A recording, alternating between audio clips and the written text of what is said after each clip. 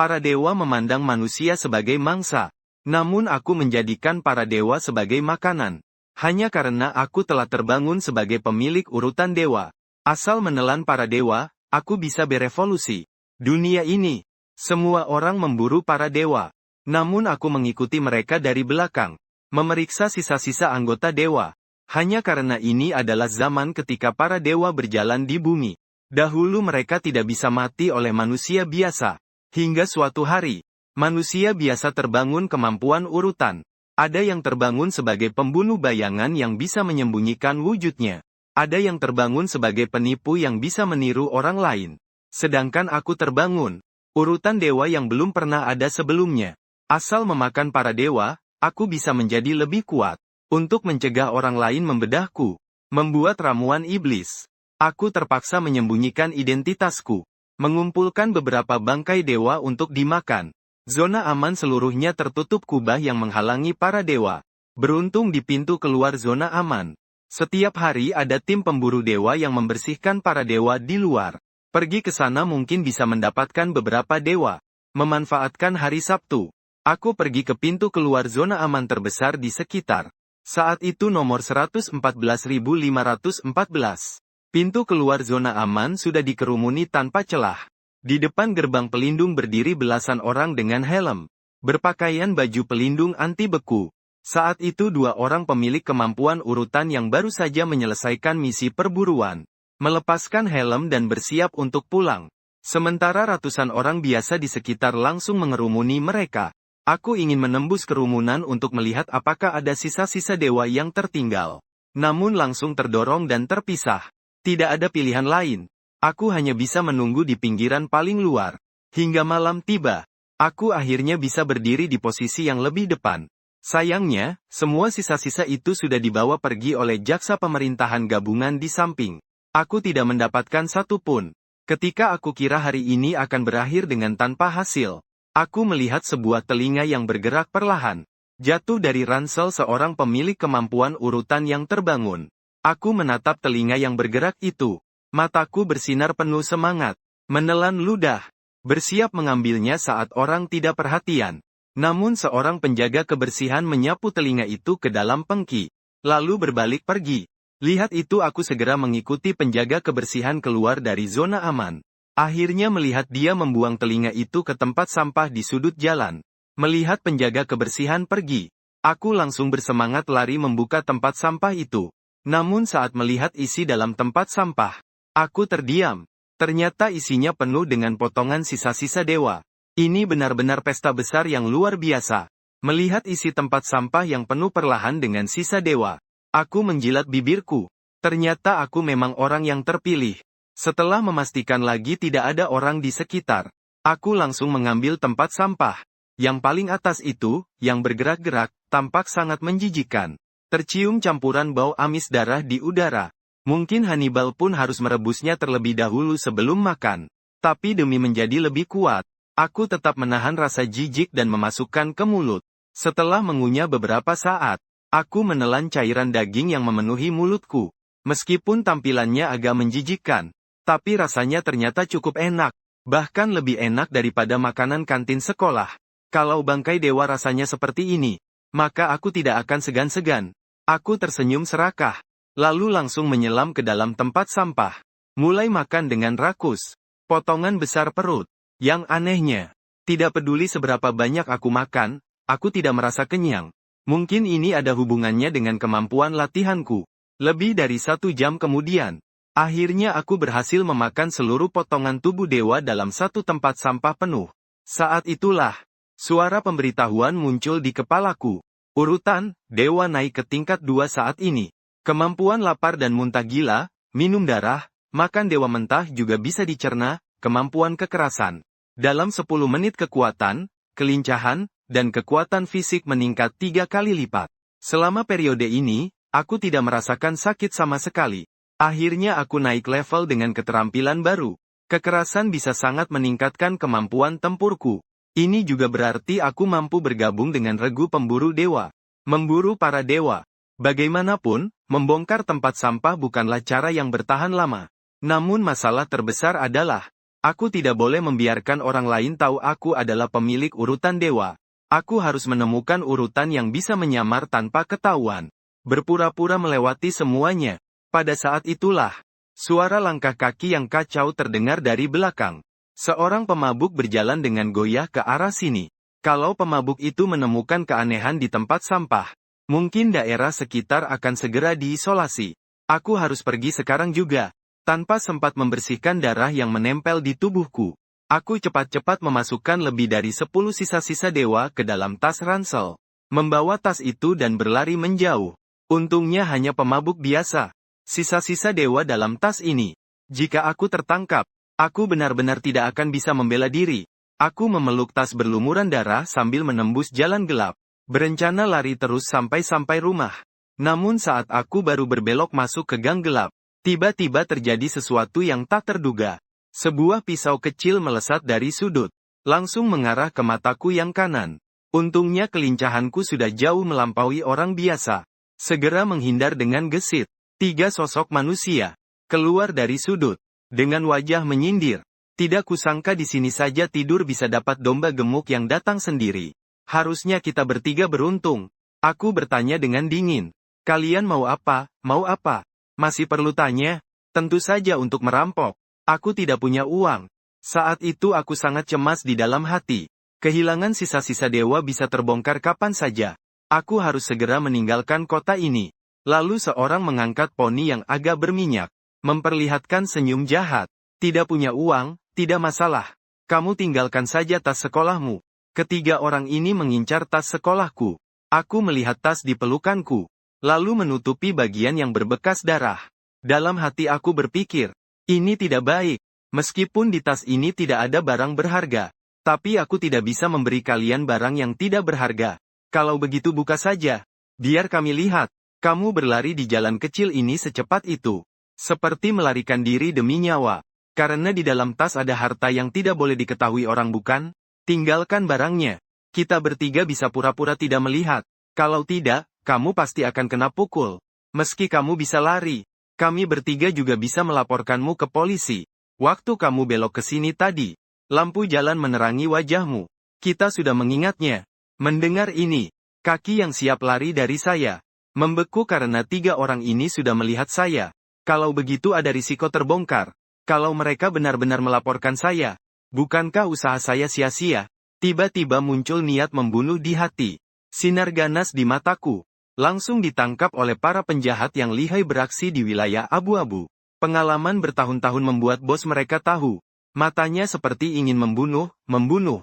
Hanya anak miskin seperti dia saja. Karena dia punya niat membunuh. Berarti isi tas punggung itu sangat berharga.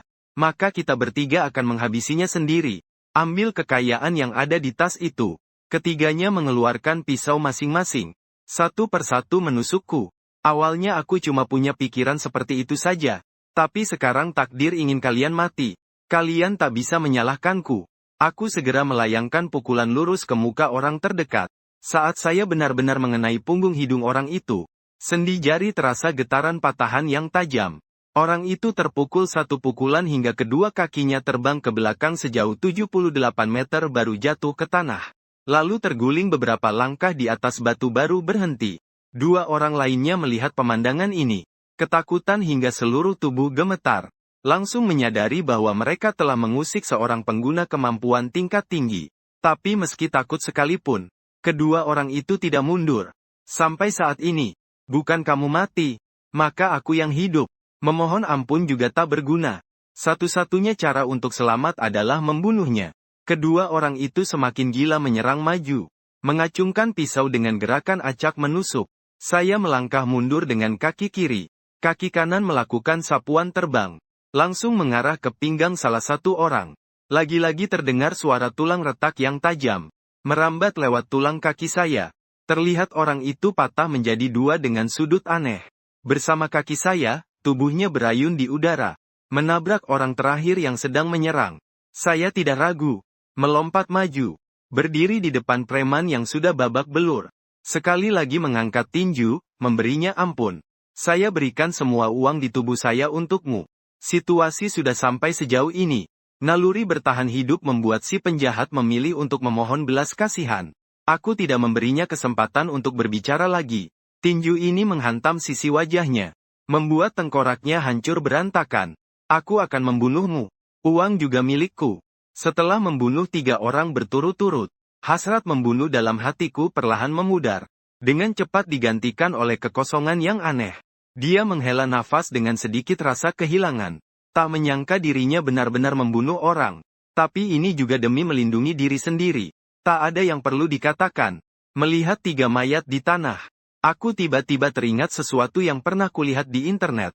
Sepertinya ada sebuah alat yang bisa membaca ingatan terakhir dari korban yang sudah meninggal. Agar diriku tidak ketahuan, aku membungkus tinjuku dengan pakaian salah satu korban, menghancurkan kepala ketiga orang itu. Setelah membersihkan lokasi dengan teliti dan menghapus noda darah, aku mengambil semua uang dari pakaian mereka, memasukkan ketiga mayat itu ke sebuah gudang gelap dan terbengkalai, membakar api, membakar ketiga mayat itu, sekaligus membakar jaket yang terkena darahku. Aku lakukan ini untuk menghindari orang dengan kemampuan alat itu, yang bisa melacak bau dari mayat. Setelah memastikan api membakar mereka dengan sempurna, aku melarikan diri dari tempat itu dengan kecepatan penuh. Akhirnya kembali ke rumah dengan selamat meski ada ketegangan. Saya mencari tempat yang sepi tanpa orang di sekitar, memakan sisa-sisa peninggalan dewa yang ada di dalam tas saya sampai habis. Lalu membakar tas dan jaket luar saya dengan api. Setelah itu saya mulai menghitung uang hasil merampas dari ketiga penjahat itu. Setelah selesai menghitung, saya terdiam sejenak. Di antara tumpukan koin tembaga ternyata ada satu koin yang berkilauan perak. Perlu diketahui 10.000 koin tembaga bisa ditukar dengan satu koin perak. Penjahat-penjahat itu sungguh kaya sekali. 3 penjahat itu membawa uang dalam jumlah besar.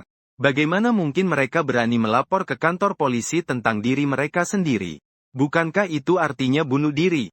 Sekarang lihatlah. Kejahatan mencuri peninggalan dewa sekarang bertambah menjadi kasus pembunuhan. Tapi saya sendiri juga tidak berani menggunakan koin perak itu. Bagaimanapun saya hanya seorang anak yatim piatu yang tidak bekerja. Mana mungkin punya uang sebanyak itu. Karenanya saya harus mencari pengguna kemampuan berperingkat yang bisa tampil secara terbuka. Identitasnya. Dalam keadaan apapun saya tidak boleh memberitahu orang lain bahwa saya adalah seorang dewa. Memikirkan hal itu, saya mengambil 20 koin tembaga lalu menuju warnet. Masuk ke forum. Mulai mencari informasi yang berguna. Pengguna peringkat jika ingin meningkatkan level peringkatnya, harus menggunakan ramuan ajaib yang disediakan oleh Biro Manajemen Peringkat. Sementara saya cukup makan dewa untuk naik peringkat. Bukankah ini berarti aku seperti memakai cheat? Jika aku harus mendaftar ke Badan Pengelola Pengguna Kemampuan Urutan, aku harus menemukan sebuah urutan untuk penyamaran. Akhirnya, pandanganku tertuju pada sebuah urutan. Urutan pembunuh bayangan level 1. Kemampuan pembunuhan magang garis hidup dan kematian. Dapat menggandakan kelincahan dalam 5 menit. Tapi setelah 5 menit, tubuh akan terasa lemas. Sulit bergerak selama setengah jam. Kemampuan kekerasanku pas sekali membungkus kemampuan pembunuh itu. Tepat saat itu, terdengar suara gaduh dari luar warnet. Pak polisi, ini hanya bisnis kecil. Gak tahan kalau terus diperiksa seperti ini. Jangan-jangan ini menuntut diriku. Baru terpikir kemungkinan kantor polisi datang mencari aku. Tak peduli apakah memang untukku. Aku harus menghadapi ini. Dalam kondisi terdesak, aku buru-buru menghapus riwayat browserku. Lalu mencari cara penyamaran. Saat aku selesai dengan cepat, 7 atau 8 petugas polisi masuk ke warnet. Semua orang segera meninggalkan komputer mereka. Memeluk kepala sambil jongkok di samping. Sedang apa sih kalian? Masih gak mau tinggalkan komputer? Angkat tangan kalian.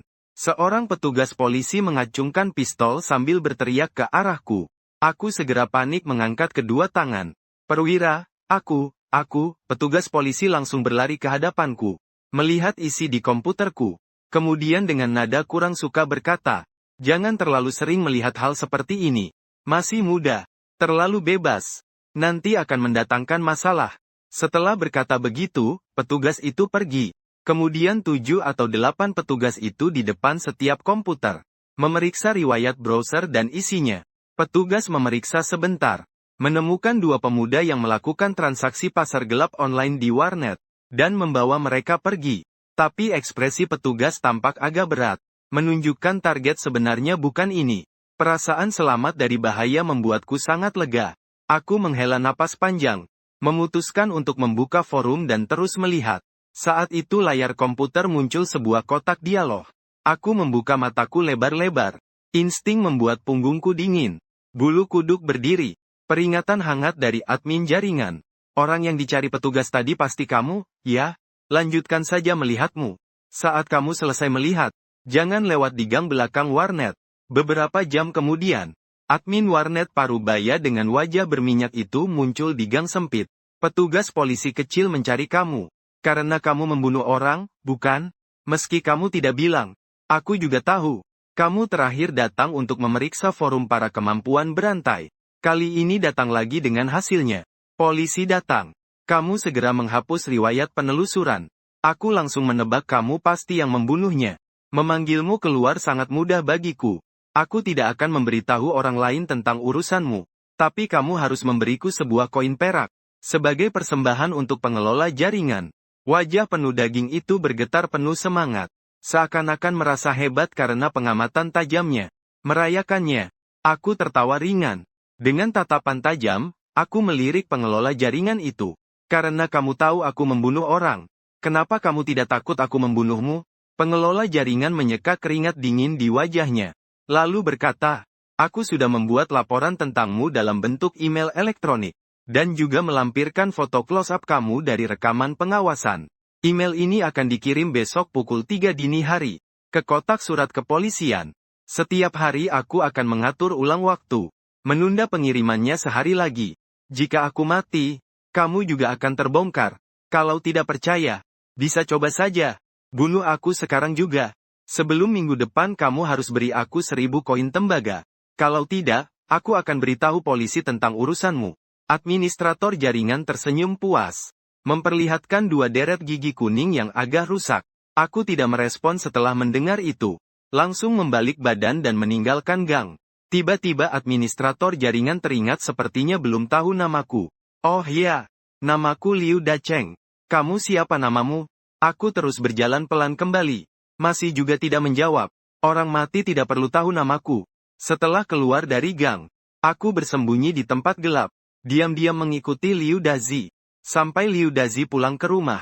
Setelah mencatat alamatnya, aku cepat-cepat pergi. Membunuh Liu Dazi.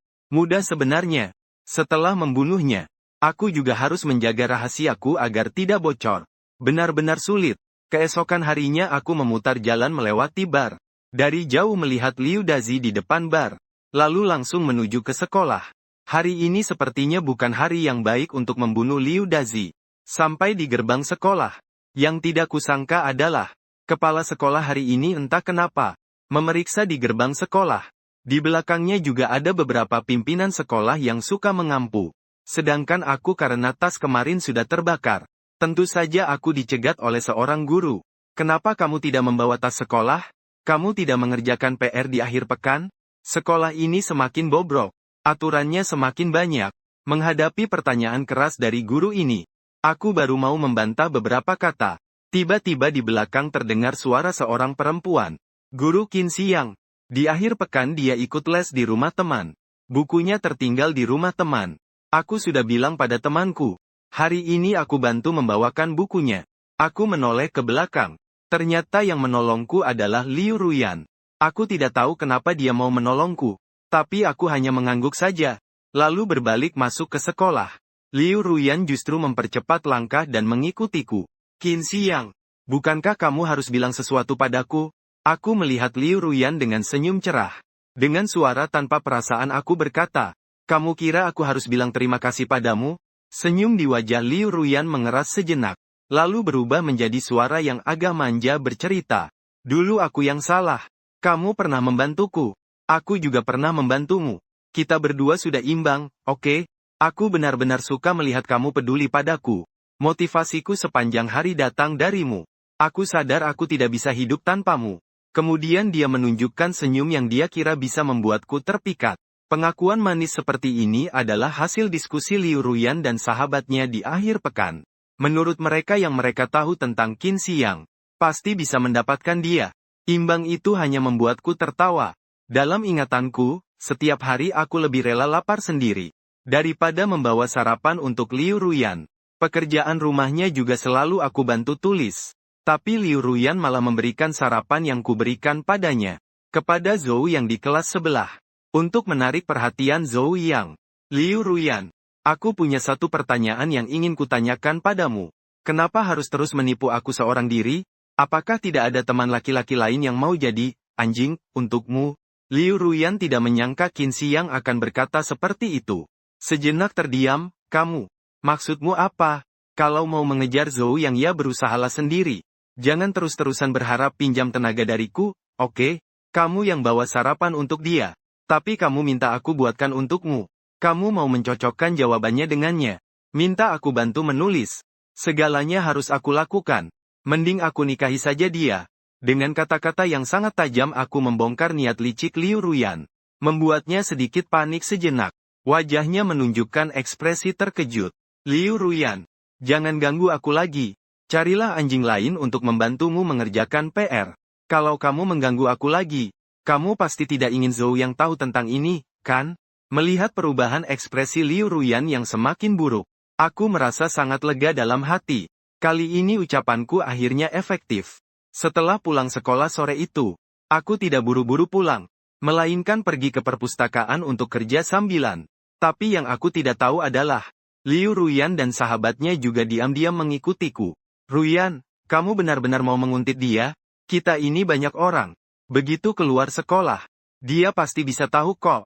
Hari ini aku tidak mencocokkan jawaban dengan Zhou Yang. Juga tidak memberinya sarapan. Zhou yang sudah mulai malas menghiraukanku. Kalau ketemu yang ngasih tahu sesuatu, aku wajib ngajarin dia cara ngomong yang benar. Saya sama sekali tidak menyangka saat bekerja di perpustakaan akan diawasi orang. Hanya saat merapikan buku, saya menemukan ada seorang perempuan di dekat rak buku. Dia sedang duduk di lantai sambil membaca sebuah buku latihan. Saya dengan sopan mendekat untuk mengingatkannya. Perpustakaan tutup. Saat kami saling menatap, tatapan saya sedikit tertahan sejenak. Maaf, mengganggu kalian. Waktu pulang kerja sudah tiba. Mahasiswi itu membungkuk kepada saya dan Guru Zhu. Lalu dengan tergesa-gesa berbalik meninggalkan sambil membawa tasnya. Saya hanya merasa perempuan itu sangat cantik. Sementara saya tak bisa langsung mengingat dia dari mana. Namun Guru Zhu menggumamkan tentang Wen Su. Anak ini benar-benar membuat orang tenang. Belajar bagus dan juga penurut. Andai cucu perempuan saya kelak juga sepenurut ini, akan sangat baik. Saat itulah saya tiba-tiba tersadar. Ternyata nama Wen Su itu sangat terkenal. Setiap ujian selalu juara satu di tingkatannya. Rupanya juga menarik. Belajar juga bagus. Dia diakui sebagai bunga sekolah. Banyak laki-laki yang mengaguminya. Namun semuanya ditolak dengan halus olehnya satu persatu. Hanya saja dia, seperti saya juga, memiliki latar keluarga yang sulit.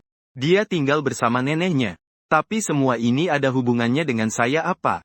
Setelah meninggalkan perpustakaan, saya terlebih dahulu pergi ke toilet di belakang perpustakaan. Saat saya selesai di toilet dan hendak pergi, tiba-tiba terdengar suara tamparan dari sebelah. Katakan apakah itu kamu, bajingan? Beritahu Qin Xiang. Tentang saya dan Zhou Yang, saya sudah bilang. Saya tidak kenal Qin Xiang. Juga tidak kenal Zhou Yang. Apalagi kenal kamu. Masih saja keras kepala. Qin Xiang hari ini di sekolah hanya berbicara dengan kamu dan Julie. Bukan yang kamu bilang. Apakah itu nenek tua Julie yang bilang? Ruyan jangan percaya dia. Gadis sebaik Wen Su yang pintar dan cantik itu pasti berhati ular. Memanfaatkan dirinya yang disayangi untuk main-main. Awalnya aku tidak mau lagi ada hubungan dengan Liu Ruyan. Tapi Wen Su juga terjebak tanpa sebab karena aku. Secara perasaan dan logika, saya sudah mencuci tangan. Pergi ke toilet wanita. Liu Ruyan ribut sebesar ini. Buang air saja saya tidak bisa tenang. Harus saya beritahu Zhou yang masalahnya. Baru kamu puas. Liu Ruyan terdiam sejenak. Lalu mulai tenang kembali. Qin Xiang, kamu jangan terlalu keras dalam bertindak. Aku juga tidak membuat masalah untukmu. Kenapa kamu terlalu ikut campur? Aku malas mengurus dia. Melangkah maju dan menarik Paman Wen keluar. Dua tamparan itu adalah yang dia bantingkan. Paman Wen menatap ke arahku. Aku tidak menunjukkan rasa terima kasih sama sekali. Bagaimanapun juga dia yang terlibat karena aku tanpa alasan. Setelah dia selesai bicara, aku segera menamparkan Liu Ruyan 2 kali. Semua orang terdiam kaget. Paman Wen terkejut menatapku. Sepertinya tidak mengerti tindakan mahasiswa asing ini. Tak disangka aku bertindak begitu tegas. Qin Xiang. Liu Ruyan menutup wajahnya. Marah menatapku tajam. Jangan menggonggong seperti anjing. Hubungan kita saling tidak berutang. Masalahmu dengan Paman Wen baru saja dianggap lunas. Paham? Dalam matanya Liu Ruyan memancarkan sinar garang. Qin Xiang, kamu akan menyesal. Mendengar itu, aku tiba-tiba teringat pamannya Liu Ruyan sepertinya preman. Aku sebenarnya tidak takut dengan preman atau gangster. Tapi Paman Wen sangat mungkin akan terluka. Tidak mungkin terus-terusan menatap Paman Wen dan Liu Ruyan kan. Saat itu aku tiba-tiba teringat sebuah cara yang cemerlang. Untuk menyelesaikan masalah, Liu Ruyan, aku akan pergi ke warnet, menuliskan semua tentangmu dan aku ke dalam email. Dijadwalkan untuk dikirim ke email permintaan Zhou yang pada hari Senin minggu depan. Jika aku atau Paman Wen mengalami sesuatu yang tidak diinginkan, kamu tunggu saja untuk berpisah dengan Zhou Yang. Liu Ruyan, awalnya aku berencana membiarkan pamanku memberi pelajaran berat kepada Qin Xiang dan Paman Wen. Bahkan langsung menghapus mereka dari zona aman. Tapi langsung dihalangi oleh Qin Xiang. Dia sangat marah. Qin Xiang, aku belum pernah melihat orang sejahat kamu. Hari ini kamu sudah melihatnya. Aku mendengus dingin. Menggandeng Paman Wen pergi. Tidak berkata apa-apa. Tapi di hati sangat senang. Aku tidak tahu sudah berapa ratus kali hari ini aku teringat Liu Dazi. Ini pertama kalinya aku merasa Liu Dazi membawa sedikit nilai positif. Keesokan paginya keluar rumah. Aku sekali lagi memutar untuk sampai di depan pintu warnet.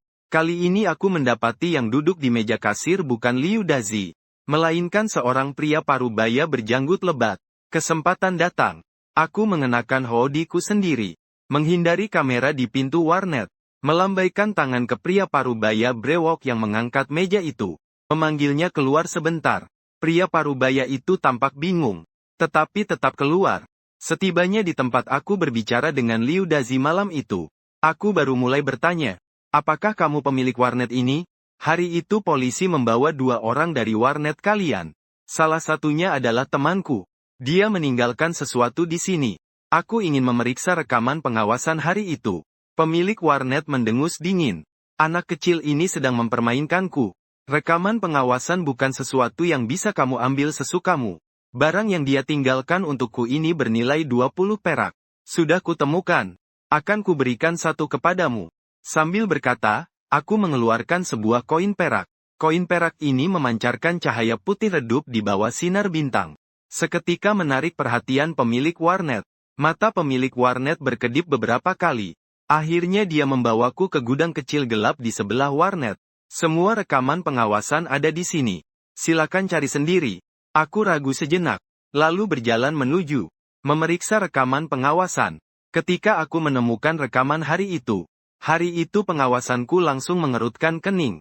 Kenapa tidak ada rekaman pagi tanggal 3? Bos warnet melotot. Tagihan listrik ini mahal sekali. Kamera gak mungkin terus-menerus nyala. Biasanya aku nyalain setiap beberapa hari sekali saja. Aku sudah mengerti. Terima kasih atas perkataanmu, sangat berarti. Kau suruh aku panggil Wang Deva. Panggil aku Ava saja sudah cukup. Baik, Ava. Aku akan mengingatnya. Urusanmu akan aku laporkan ke atas. Kau bisa tenang saja. Selama aku baik-baik saja, kau tidak akan ada masalah.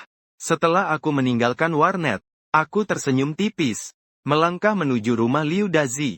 Aku sudah yakin 99% bisa menyelesaikan Liu Dazi. Semua bukti memberitahuku satu pesan. Liu Dazi curang dalam bermain mahjong. Tangkapan layar rekaman itu sebenarnya tidak ada. Akhirnya aku bisa dengan tenang memutuskan hukuman mati bagi Liu Dazi. Aku berlari dengan cepat, menuju Liu Dazi secepat mungkin. Dengan suara pelan aku mendekati rumah Liu Dazi. Di luar pintu, tumpukan sampah cukup banyak di depan pintu. Untuk berpura-pura seperti perampokan masuk rumah, saya tidak memilih untuk memaksa membuka pintu dengan kekerasan. Melainkan lengan saya menepuk pintu kotor milik Liu Dazi. Saya menurunkan nada suara saya. Berlakon sebagai pria berusia 30-an. Tetangga, sampah di depan pintumu sangat bau. Cepat pindahkan. Suara tidak sabar dari dalam rumah Liu Dazi terdengar. Gila ya? Urusan apa sama kamu? Sampah itu diletakkan di situ tidak menghalangi jalan. Kamu pergi saja, aku tidak mau buka pintu. Saya pun langsung berteriak. Kalau kamu tidak buka pintu, aku akan blokir pintumu. Aku tidak percaya. Kamu tidak perlu kerja. Saat kamu kerja nanti aku akan mengadu ke bosmu. Mendengar itu, aura Liu Dazi di dalam rumah langsung melemah. Baik. Aku takut sama kamu. Nanti aku akan buang sampahnya. Aku sudah beri muka padamu. Jangan tunggu nanti, sekarang juga. Tunggu sebentar aku pakai baju dulu. Suara orang mengenakan baju terdengar. Liu Dazi datang ke depan pintu. Membuka kunci pintu. Aku segera berkata, tapi, aku kehilangan kesadaran. Pingsan. Aku mengendalikan kekuatan pada saat membuka pintu. Langsung mengenai dagu Liu Dazi. Sebuah pukulan hook membuatnya pingsan. Lalu segera melompati masuk ke dalam rumah. Memegang Liu Dazi agar suara tubuh gemuknya jatuh tidak menarik perhatian tetangga. Setelah menutup pintu dengan tangan belakang, menyeret Liu Dazi ke kamar dalam. Dilakukan dengan cepat. Aku mengikat Liu Dazi. Setelah selesai memasang, kemudian menggunakan kaus kakinya yang bau untuk menutup mulutnya. Lalu mulai mencari-cari barang di dalam rumah. Di rumah Liu Dazi tidak banyak harta. Hanya ada beberapa ratus koin tembaga saja. Uang ini aku tidak butuh.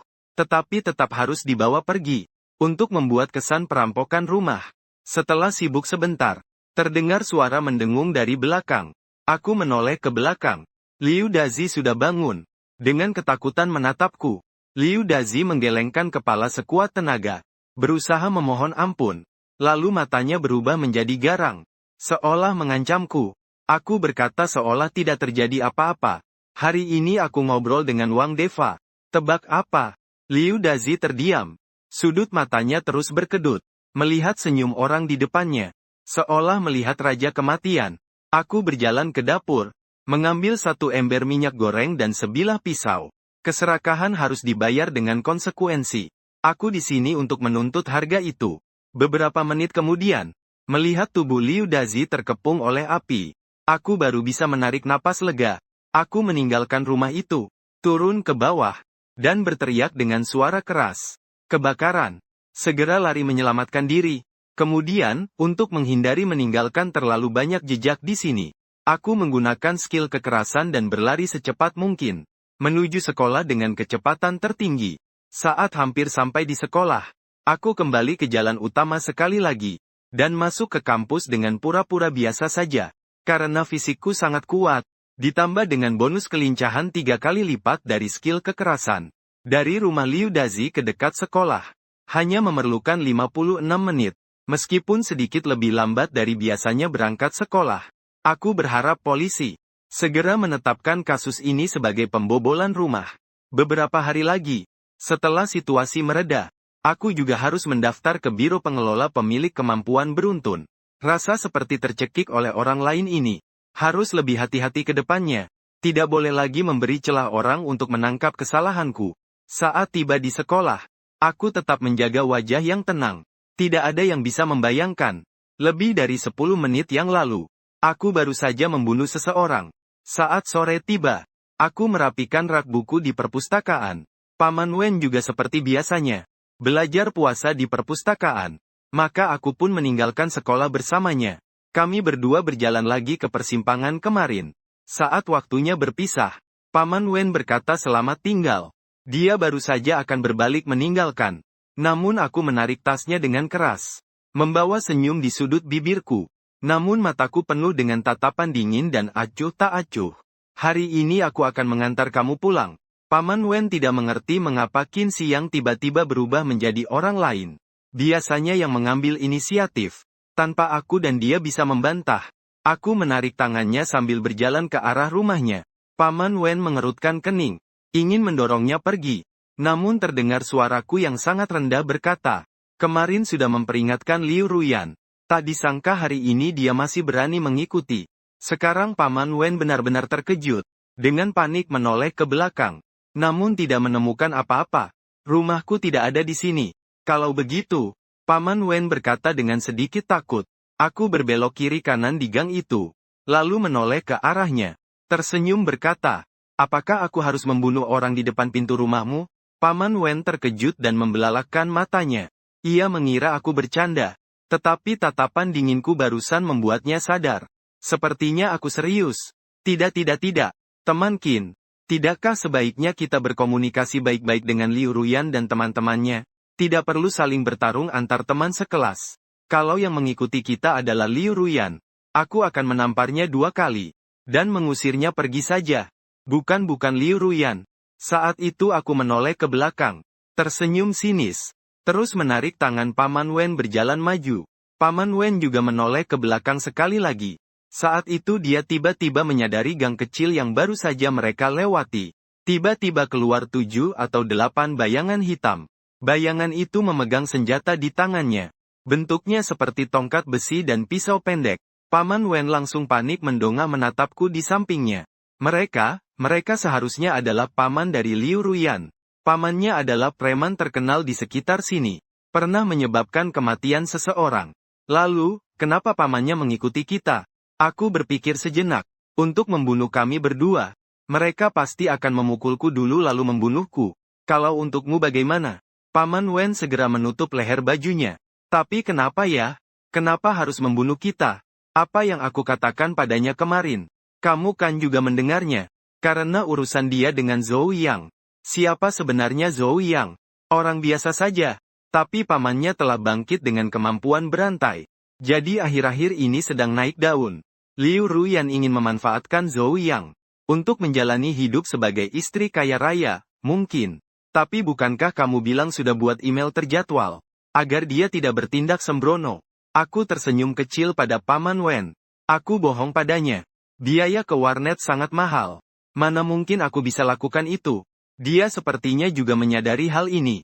Makanya dia membiarkan pamannya yang menyelesaikannya. Paman Wen kami benar-benar bingung. Dia kembali melihat ke belakang, beberapa orang semakin mendekat. Dengan putus asa berkata, kami bukankah akan mati di sini? Membuatmu terlibat dalam masalah ini adalah kesalahanku. Jadi aku akan menyelesaikan masalah ini. Aku tersenyum dengan sedikit sikap agresif dan mengancam. Kamu seharusnya orang yang bisa menjaga rahasia, kan? Paman Wen tidak mengerti maksud Qin Xiang. Tapi tetap mengangguk. Beberapa detik kemudian, 5 atau 6 pria kekar dengan pisau dan tongkat muncul mengikuti. Pria yang memimpin penuh dengan tato. Dia melihatku dan tersenyum berkata, lari dong. Kenapa nggak lari? Bukankah kamu cukup cepat berlari? Aku berkata dengan nada meremehkan. Sudah sampai tempat tujuan. Aku mau lari kemana lagi? Sampai tempat tujuan maksudnya tempat apa? Beberapa pria itu mengamati sekeliling. Menemukan tempat ini adalah rumah tua kayu yang tak berpenghuni. Pria bertato bertanya. Ada masalah apa dengan tempat ini? Tempat ini sangat istimewa. Sangat cocok untuk membunuh orang. Beberapa orang itu terkejut sebentar. Lalu di wajah mereka muncul senyum sinis. Kamu nggak mungkin orang bodoh, kan? Pertama kali melihat orang yang dibunuh. Bahkan memilih sendiri tempat pemakaman yang cocok. Namun tepat pada saat itu, aku berubah menjadi bayangan samar. Melayangkan tendangan ke dada salah satu dari mereka. Semua orang tidak melihat jelas apa yang terjadi. Hanya melihat saudara di samping mereka tiba-tiba terbang melayang. Beberapa orang panik menoleh ke belakang. Mereka melihat dada orang itu seperti bola kempes. Benar-benar kempis. Wajahnya sebelum mati penuh dengan keterkejutan dan ketakutan. Kegelapan membuat fitur wajahnya samar. Lebih membuat semua orang merasakan ketakutan yang tidak diketahui sebabnya. Melihat kondisi temannya, mereka langsung sadar. Qin Xiang adalah seseorang dengan kemampuan level seri. Tidak mungkin di sekolah seburuk sekolah juaan. Ada siswa yang bangkit dengan kemampuan level seri. Mereka belum sempat bereaksi. Aku sudah melayangkan pukulan lagi. Seperti peluru meriam yang menghantam tenggorokan makhluk aneh itu. Orang itu langsung terjatuh ke belakang. Kepalanya seperti boneka yang putus tali. Terbang beberapa meter. Akhirnya jatuh tepat di depan Onsu. Membuat Onsu terkejut dan berteriak. Segera melompat mundur beberapa langkah. Tapi aku merasa saat Onsu berteriak. Sepertinya dia tidak benar-benar takut. Aku tidak lagi memikirkan keanehan ini. Melihat ke beberapa orang yang tersisa. Mata pria bertato bergetar. Keringat dingin terus mengalir dari kepala. Seluruh tubuhnya terpaku di tempat, seolah-olah terkena roh jahat. Yang tersisa selain pria bertato adalah yang selamat. Dua orang itu segera memohon kepada kakak besar, tolong hidupkan kami. Kami tidak tahu diri. Berikan saya kesempatan. Semua ini karena Kun Chenglong yang memanggil kami. Tidak ada hubungan dengan kami. Saya bahkan tidak menggubrisnya. Lalu saya menendang dagu dua orang itu 2 kali. Keduanya terjatuh ke belakang sambil terbang. Akhirnya kepala mereka yang menyentuh tanah lebih dulu. 2 suara hantaman terdengar. Mereka berdua akhirnya pergi bersama ke dunia kebahagiaan abadi. Akhirnya hanya tersisa pria bertato yang gemetar hebat. Tidak mampu berkata-kata. Saya menepuk bahunya. Dengan penuh minat saya berkata, soal aku dan Liu Ruyan. Kamu pasti juga tahu, kan? Sebenarnya aku punya kesempatan memanggilmu paman. Sayangnya Kun Chenglong langsung sadar. Membuat senyum aneh tapi penuh sanjungan. Apakah masih ada kesempatan? Kita bisa menjadi satu keluarga. Ruyan itu anak yang tidak dewasa. Aku akan mengajarkannya saat aku pulang. Dia pasti akan ikut denganmu. Aku pura-pura pasrah dan menghela napas. Air yang sudah tumpah sulit untuk dikumpulkan lagi. Aku seorang pemilik kemampuan urutan. Kenapa harus menjilat muka dan menerima kehinaan ini? Bukankah kau bilang Liu Ruyan adalah harapan keluargamu? Kun Chenglong mengangguk dengan bingung. Tidak mengerti arti cinta senja. Selama aku di sini, keluargamu tidak akan punya harapan. Aku bisa tunjukkan jalan terang untuk kalian. Katakan, kami pasti akan menuruti. Mari membangun kembali keluarga di dunia lain. Aku menepuk wajah Kun Chenglong sekali. Kepalanya berputar 360 derajat. Lalu terjatuh ke samping. Tenang saja. Di perjalanan kau tidak akan kesepian. Nanti kalau aku sudah longgar, aku akan mengantar seluruh keluargamu ikut ke sana. Bersamamu. Setelah menyelesaikan semua orang, aku menghela napas lega. Membunuh lagi. Ini yang keberapa kali. Tak ingat juga tidak penting lagi. Aku memandang Paman Wen yang berdiri di ujung halaman. Melangkah maju. Paman Wen menggigil ketakutan. Dengan panik bertanya, kau ternyata seorang pemilik kemampuan urutan. Lalu kamu sudah pikirkan bagaimana mengurus jenazah di sini? Aku tidak menyangka Paman Wen akan menanyakan hal ini.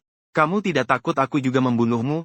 Paman Wen sepertinya juga tidak mengira Qin Xiang akan menanyakan hal ini. Dengan bingung dia menengadah memandangnya. Kenapa kamu mau bunuh aku? Karena kamu melihat aku membunuh seseorang. Paman Wen malah terlihat polos. Kalau kamu ingin bunuh aku, biarkan aku pulang sendiri saja. Mereka pasti akan bertindak kok. Tidak perlu repot seperti ini.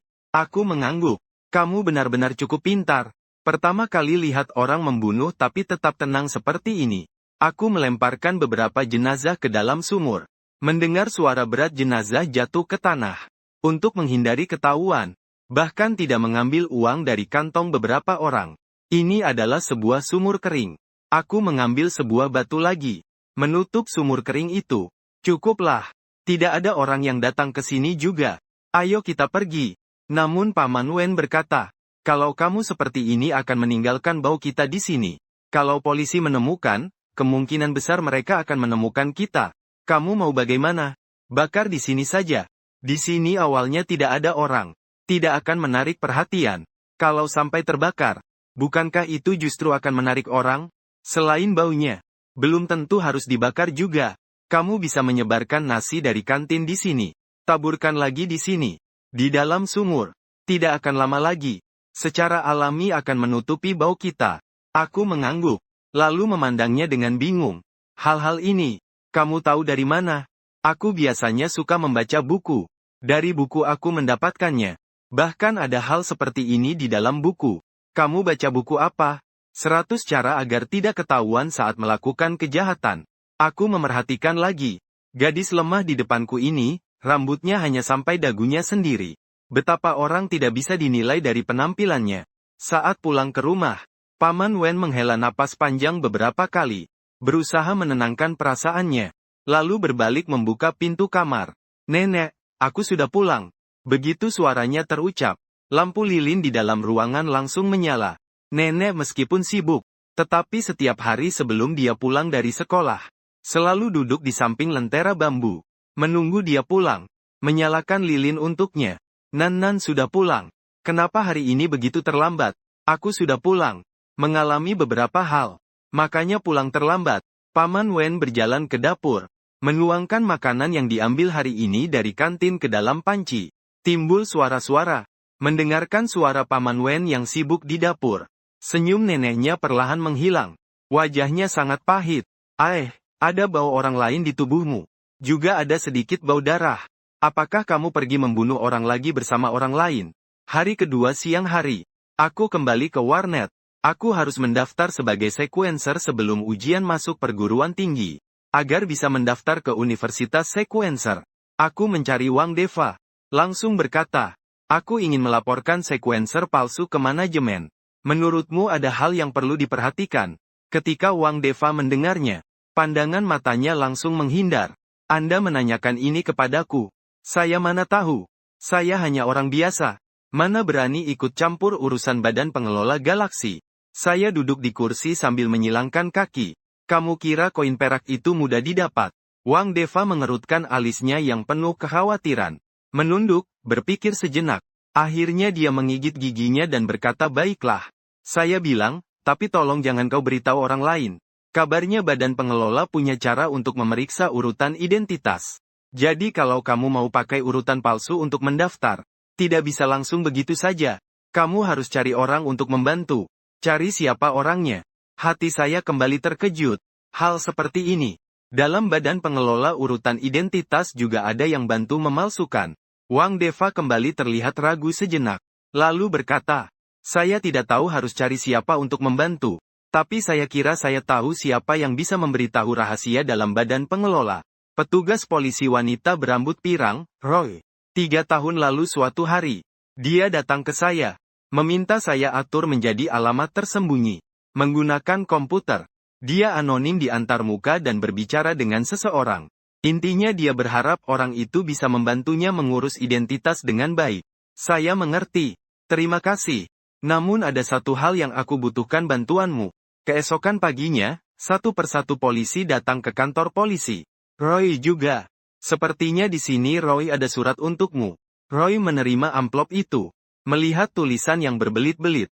Dia juga agak bingung. Tidak jelas kapan diterimanya. Mungkin tadi malam. Mungkin pagi ini. Mungkin ini prank dari anak-anak. Roy tersenyum. Membuka amplop itu. Sekilas melihatnya, senyum di wajahnya langsung menghilang. Jam 7 malam di gang sepi. Roy waspada menatap sosok bertopeng di bayangan. Ada apa kau mencariku? Aku ingin kau perkenalkan orang yang memalsukan serial untukmu padaku. Pupil mata Roy tiba-tiba melebar. Namun dia mendengar ucapan orang bertopeng itu. Aku sarankan kau lepaskan tangan kananmu dari pistol di balik mantel. Sekali pistol itu berbunyi, kau tidak akan bisa membunuhku. Semua sudah tak bisa diperbaiki lagi. Roy terdiam. Dia tak menyangka orang ini malah membaca gerakannya. Indra perasa dan prediksi yang kuat sekali. Tapi tangannya tetap di pistol. Kau sangat percaya diri. Tapi aku tidak berpikir gerakanmu akan lebih cepat dari peluru. Jangan sia-siakan tenaga saja. Sebelum aku datang, aku sudah mengatur email terjadwal yang dikirim ke grup kepolisian. Besok pagi, seluruh anggota kepolisian akan tahu bahwa urutanmu adalah palsu. Kalau aku tidak bisa kembali malam ini untuk menyesuaikan waktu tunda email, kamu akan terbongkar besok. Jadi meskipun kamu membunuhku juga tidak ada gunanya apa-apa. Roy terdiam. Dia tidak menyangka orang bertopeng di depannya masih punya langkah cadangan. Sekarang dia benar-benar panik. Apalagi kamu juga tidak akan bisa membunuhku. Saat Roy masih terpaku, aku mengaktifkan kemampuan kekerasan. Sebuah tendangan dari tanah melambungkan tubuhku keluar. Ketika aku berhenti lagi, senjata Roy sudah ada di tanganku. Aku sudah bilang dari tadi, tapi kamu tidak percaya. Maka aku harus buktikan dengan fakta. Mata Roy langsung berubah penuh ketakutan. Aku tidak tahu siapa orang itu. Juga teman lain yang memberitahuku, bahwa dia bisa membantuku menyelesaikan registrasi urutan. Aku hanya tahu orang itu sering muncul di ruang obrolan virtual Exi. Jika kamu ingin mencarinya, masuklah ke ruang obrolan itu 8 kali berturut-turut. Orang itu akan secara sukarela mendatangi kamu. Semua yang ingin kamu ketahui sudah aku katakan. Bolehkah kamu mengembalikan pistolku? Aku sudah memikirkan semuanya. Kata-kata Roy. Memandang Roy sebentar. Menggelengkan kepala. Ingin mengambil kembali senjata itu. Harga yang berbeda. Katakan padaku pelatihan aslimu. Kamu bermimpi. Roy gemetar penuh amarah. Niat membunuh yang menakutkan. Aku susah payah menjadi anggota kepolisian. Kamu tahu seberapa banyak kesulitan yang aku hadapi? Kau iblis tanpa perasaan. Apakah kau harus menghancurkanku untuk memulai urutan? Meski Roy mengamuk dan mengeluh, aku tetap dingin mengulang pertanyaanku. Mata Roy yang tertutup penuh pembuluh darah karena kegilaan. Setetes air mata terakhir mengalir di pipinya. Sang penyuka kesenangan. Urutanku adalah sang penyuka kesenangan. Setelah berkata begitu, dia tersenyum putus asa. Aku melihatnya seperti jiwa yang terkuras. Aku mengerti kenapa Roy memilih menyembunyikan ruang urutannya. Kemampuan urutan satu yang paling terkenal dari sang penyuka kesenangan. Kebahagiaan yang luar biasa. Dan kebahagiaan yang luar biasa, tidak hanya efektif bagi manusia, tapi juga berpengaruh pada dewa. Oleh karena itu, tujuan akhir para pengguna kemampuan sang penyuka kesenangan hanya dua. Mainan para bangsawan di zona aman. Umpan pemburu dewa di luar zona aman. Apapun pilihannya, akan mengalami penderitaan tak berujung. Jadi orang yang terbangun sebagai pembawa kebahagiaan, biasanya hanya bisa menyembunyikan identitasnya. Hidup seperti orang biasa. Begitu ketahuan orang lain, itu akan menjadi awal kehancuran abadi. Namun aku tidak menyerah begitu saja. Sekarang tidak ada orang di jalan. Silakan gunakan kemampuan kebahagiaan tertinggi padaku. Apakah kau benar-benar ingin memaksaku ke jalan buntu? Aku sudah bilang, apalagi yang kau mau dariku? Roy menangis terseduh-seduh. Namun aku tetap tanpa ekspresi. Gunakan kemampuan kebahagiaan tertinggi. Aku harus memastikan bahwa kau benar-benar pembawa kebahagiaan. Kalau tidak, aku akan pergi membawa senjata, oke? Kau menang. Roy menghapus air matanya. Dan merapikan dirinya kembali. Rambut pirangnya yang kusut. Aku bukan pembawa kebahagiaan. Bagaimana kau menemukannya? Apa tangisanku tadi tidak cukup meyakinkan? Urutanku adalah Titan. Sambil berkata ia memperlihatkan tangannya. Tidak tahu apa yang dilakukannya. Telapak tangannya terus membesar. Dalam sekejap tertutup oleh lapisan zirah. Lalu seperti kehilangan tekanan, kembali seperti semula. Sekarang kamu bisa mengembalikan senjataku, kan? Tunggu 10 menit lalu gunakan lagi kemampuan Titan. Aku harus memastikan kamu benar-benar Titan Sequence. Atau cuma penipu yang kebetulan meniru kemampuan Titan sekali. Kalau aku tidak salah ingat, penipu tidak bisa meniru kemampuan yang sama berturut-turut. Senyuman Roy yang tadinya agak santai langsung hilang. Kamu memang merepotkan. Kamu benar. Aku adalah sequence penipu. Aku mengangguk. Akhirnya aku berhasil menguji kebenarannya. Hampir saja aku tertipu. Meskipun kamu pintar. Tapi sebaiknya hati-hati. Jangan sampai jatuh ke tangan Olof. Kalau tidak aku juga akan kena imbasnya. Menurut cara Roy, aku berhasil menghubungi agen. Saat aku hendak pergi, tiba-tiba terdengar teriakan dari Wang Deva di luar. Pak polisi, sudah larut malam. Warnetku mau tutup. Kalian datang lagi buat apa? Polisi datang untuk razia dadakan. Wang Deva memperingatkan dengan suara keras. Aku segera mengerti maksudnya. Langsung menutup pencatat riwayat browser. Langit berbintang tak boleh. Saat aku berpikir cara untuk menyembunyikan, pintu gudang didorong terbuka. Dan yang masuk bukan Wang Deva, melainkan seorang pria berpakaian preman. Dengan syal melilit leher. Tak lama kemudian beberapa orang lain masuk. Semuanya mengenakan seragam polisi. Detektif Olof. Kenapa Anda datang ke sini? Olof. Bukankah dia detektif yang Roy ingatkan untuk diwaspadai? Detektif memimpin tim memeriksa warnet di tengah malam. Apakah untuk menyelidiki 3 mayat di gang? Atau untuk menyelidiki kasus pencurian puing-puing dewa? Atau mungkin keduanya sekaligus? Jangan bergerak. Olof tidak menjawabnya. Melainkan memerintah saya dengan tegas. Aku menurut, kedua tangan melepaskan mouse dan keyboard. Meninggalkan desktop komputer tanpa proses apapun. Olof menatap komputer. Melihat catatan sudah dihapus. Tatapannya ke arahku berubah tajam seketika. Apa hubunganmu dengan Wang Deva? Aku berkata sambil ragu-ragu. Kami teman. Terlihat sangat gugup dan tidak yakin. Olof menghisap cerutu sekali lagi. Menghembuskan asap dari atas seolah memandang rendah. Teman seperti apa? Aku melihat Wang Deva dengan perasaan bersalah. Setiap kali bertemu, dia selalu memberiku uang. Memberi uang setelah bertemu. Setelah mendengar ucapanku, semua orang terdiam. Bahkan pandangan Olof sedikit terpaku. Mereka langsung memandang Wang Deva dengan tatapan sangat jijik dan benci. Memandang Wang Deva juga terpana, seolah tersambar petir, menjadi tubuh tanpa jiwa. Maksudnya apa? Melihat sekeliling, aku melihat Olof dan polisi lain menatapku dingin. Hatiku langsung dipenuhi rasa tak bersalah dan marah. Wajahnya memerah. Jangan percaya padanya. Dia cuma anak miskin. Apa untungku dari dia? Ini fitnah. Benar-benar berlebihan. Hatiku sedikit lega. Ternyata Wang Deva memang licik. Secepat itu dia mengerti maksudku. Semakin keras Wang Deva membela diri, semakin banyak orang percaya ceritaku. Semua polisi merasa kasihan dengan pengalamanku. Mereka mencela perilaku Wang Deva. Olof menekan puntung rokok ke dalam gelas air. Tangannya juga menjauh dari meja. Ayo pergi, pulang dan beristirahat. Setelah berkata begitu, Olof meninggalkan gudang. Petugas polisi lainnya juga ikut keluar. Saya sesuai janji bertanya kepada agen tentang pendaftaran urutan di sana. Membuktikan sekarang urutan saya sudah terdaftar. Jadi kepala sekolah saya pasti sudah tahu berita tentang kebangkitan urutan saya. Jika memang begitu, besok sepertinya saya bisa berbuat sesuka hati. Untuk hari berikutnya, saya datang ke sekolah dengan penuh harapan. Hari ini kepala sekolah sekali lagi berdiri di depan gerbang sekolah. Namun bukan untuk pemeriksaan. Saya melangkah maju, melihat spanduk merah di depan pintu sekolah. Merayakan dengan hangat. Siswa kelas 3 kami Qin Xiang menjadi pemilik kemampuan urutan. Kepala sekolah memperhatikan foto yang diberikan oleh kantor manajemen. Kemudian melihat sekali lagi. Saya langsung mengenali siswa di depan mata. Dialah kebanggaan sekolah Juyan mereka. Qin Xiang. Siswa Qin. Kamu datang. Selamat ya. Berhasil membangkitkan kemampuan urutan. Siswa di sekitar juga berseru takjub. Dia adalah Qin Xiang. Sepertinya kondisi keluarganya tidak terlalu baik ya. Pelan-pelan ya. Dia kan punya kemampuan urutan, dia bisa terbangun. Kalau begitu, apakah aku juga punya kesempatan untuk terbangun? Kepala sekolah mengulurkan tangan ingin berjabat tangan denganku. Tapi aku satu tangan memegang kotak makan. Satu tangan lagi masuk di saku.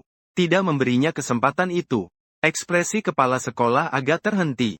Ia tahu situasinya sepertinya tidak baik, tapi tidak tahu penyebabnya di mana. Yang bisa dilakukan hanya tertawa canggung. Siswa Qin, kalau begitu, bagaimana kalau kamu ikut saya dulu ke ruang kepala sekolah untuk berbincang sebentar? Seorang guru di sebelah juga angguk dan berkata dengan rendah hati. Benar. Siswa Qin, kami sudah menyiapkan beberapa hadiah untuk merayakan kebangkitan urutanmu. Aku menoleh dengan heran. Ternyata itu adalah pemilik tingkat yang pernah merepotkanku hari itu. Aku dingin bertanya, kau masih ingat aku? Dia terkejut sejenak. Berpikir cukup lama. Tidak tahu kapan kami pernah berinteraksi. Setelah lama baru bertanya, kau muridku? Aku menggelengkan kepala. Ah, aku juga tidak mengenalmu. Itu juga hanya hal kecil saja. Tapi aku masih merasa tidak enak. Setelah berkata begitu, aku memukul wajah kepala tingkat itu dengan kotak makan. Guru itu langsung terbang sejauh 23 meter. Terhempas berat ke tanah. Melihat kotak makan yang berubah bentuk, aku membuangnya begitu saja ke pelukan kepala sekolah. Ganti aku yang baru. Selesai berkata, aku berjalan memasuki kampus di tengah tatapan heran semua orang. Kepala sekolah Li. Aku datang. Pandangan kepala sekolah awalnya agak putus asa. Lalu segera memasang senyum khasnya. Murid Xiao Qing. Kenapa kamu datang? Bukankah kamu mau mengikuti tes kemampuan setelah ujian masuk perguruan tinggi? Tapi aku sama sekali belum mengerti. Jadi aku mau meminjam komputer desktop di kantor Anda. Gimana menurutmu? Mendengar itu, kepala sekolah terdiam sejenak. Sempat tidak tahu harus menjawab apa. Tapi aku tidak mudah lupa. Langsung duduk di samping kepala sekolah Li. Kepala sekolah Li. Selama bertahun-tahun, sekolah kita kurang maksimal dalam pendidikan karakter. Jadi emosiku agak meledak-ledak. Kamu juga tidak ingin aku bikin masalah sebelum kelulusan, kan? Li Tianming ingin berkata sesuatu. Tapi melihat sikapku yang sewenang-wenang, dia akhirnya menelan ucapannya. Silakan pakai. Tapi hanya bisa untuk internetan. Tidak boleh untuk yang lain, ya? Aku dengan mahir membuka forum pendidikan berurutan. Mencari tes kemampuan berurutan yang terkait dengan ujian masuk perguruan tinggi. Li Tianming menghela nafas. Berbalik dan keluar dari kantor kepala sekolah. Mencari tempat yang tenang untuk beristirahat. Aku membuka sebuah postingan unggulan dari Gavi. Panduan tes ujian masuk perguruan tinggi bagi pemegang kemampuan berurutan. Pemegang kemampuan berurutan tidak perlu mengikuti ujian masuk perguruan tinggi. Ada cara tes yang terpisah. Dalam keadaan khusus bisa bebas ujian. Yaitu jika memiliki catatan memburu dewa. Bisa menggunakan poin memburu dewa sebagai pengganti tes. Nilai dan riwayat hidup diajukan bersama untuk permohonan. Perguruan tinggi bisa seperti ini ya. Aku membayangkan kekuatan tempur super yang diberi oleh urutan pemakan dewa. Langsung bersemangat membara. Bukankah ini berarti aku punya kesempatan masuk universitas terbaik? Saat itu komputer tiba-tiba berbunyi bip-bip. Li Tianming lupa mematikan bola ketika pergi. Rasa penasaran membuatku membuka kotak obrolan itu. Itu pesan dari akun bernama Ting Ting. Kak Tianming, aku merindukanmu. Mau temani aku malam ini, bagaimana? Juga mengirim video yang tidak pantas. Dengan tatapan penuh penghakiman. Sudah menonton seluruh videonya. Lalu aku klik tanda silang untuk menutup. Untuk mengunduh video. Tapi saat aku membuka folder video yang diunduh, aku terdiam. Ternyata ada begitu banyak. Bukankah Li Tianming itu hanya seorang kepala sekolah biasa? Memikirkan hal itu, aku langsung membuka bagian informasi kemampuan berurutan. Cepat masukkan nama Li Tianming. Ternyata alasan satu-satunya dia disukai lawan jenis di dunia ini adalah karena dia seorang kemampuan berurutan. Li Tianming juga seorang kemampuan berurutan. Tapi dia sudah menjadi kepala sekolah bertahun-tahun. Sepertinya tidak ada siswa yang tahu tentang hal ini. Saat aku membuka informasi pribadi Li Tianming, langsung tertarik oleh dua baris pertama. Li Tianming, kemampuan berurutan saman. Karena kelalaian di area 14.121, menyebabkan puluhan orang tewas. Dirotasi keluar dari Departemen Pendidikan. Saat ini menjabat sebagai kepala sekolah di sekolah Juan. Kepala sekolah Li telah membunuh puluhan orang. Masih bisa diangkat menjadi kepala sekolah. Seberapa kejam sebenarnya masa lalunya?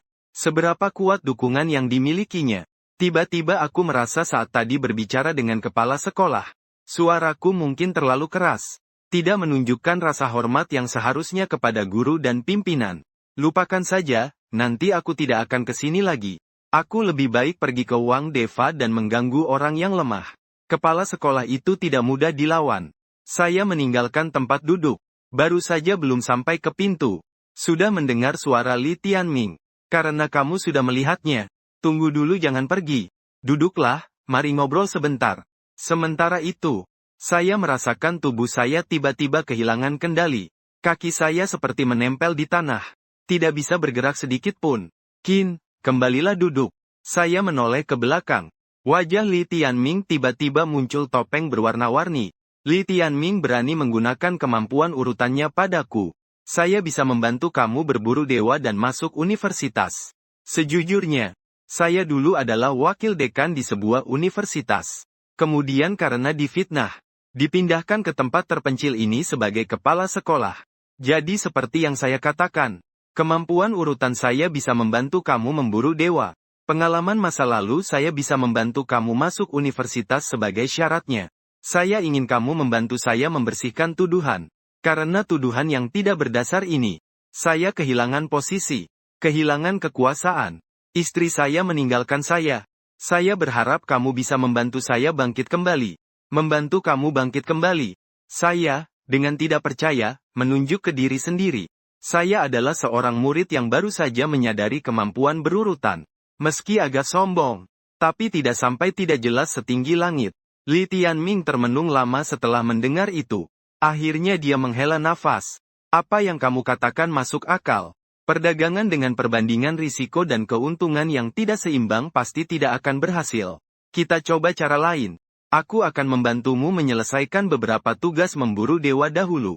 Sementara itu aku juga akan sebisa mungkin memberikan dukungan untuk masalah pendidikanmu. Jika masih butuh aku membersihkan tuduhan untukmu, maka aku sulit untuk memenuhi permintaan itu. Tidak, target ini terlalu besar. Makan harus satu suap demi suap. Mengharapkan kamu menyelesaikan semuanya sekaligus juga tidak realistis. Kamu cukup bantu aku dengan satu hal dulu. Bantu aku mencari seseorang dengan urutan sebagai penipu. Aku mendengar permintaan Li Tianming. Terkejut sejenak. Alasan aku bisa difitnah membunuh saat itu adalah karena ada seseorang di tempat kejadian. Melihat seorang pengguna kemampuan berurutan yang memakai topeng saman. Dan di sekitar situ yang mendaftar urutan saman. Hanya aku sendiri. Jadi aku menduga di tempat kejadian sebenarnya ada penipu. Yang meniru penampilanku. Lalu menyalahkanku. Aku mendengar itu tanpa komentar. Menyelesaikan hal ini sangat mudah bagiku. Polisi wanita berambut pirang, Roy, adalah urutan penipu. Kepala sekolah Lee. Apa yang kamu katakan bisa aku setujui. Tetapi apakah orang ini benar-benar bisa membantumu? Aku tidak bisa memberikan jaminan. Baik, kalau begitu sudah sepakat. Kau bantu aku menemukan orang yang menipu urutan itu. Urusan lainnya serahkan padaku saja. Aku punya keyakinan 90%. Penipu yang tidak mengungkapkan urutannya yang sebenarnya. Pasti ada organisasi di baliknya. Mari kita mulai untuk membicarakan soal berburu dewa dulu. Kepala sekolah Lee. Aku ingin tahu bagaimana cara memilih pemburu yang tepat. Aku sudah melihat peraturan pemerintah bersatu. Ternyata aku yang yatim ini kalau mati di luar zona aman.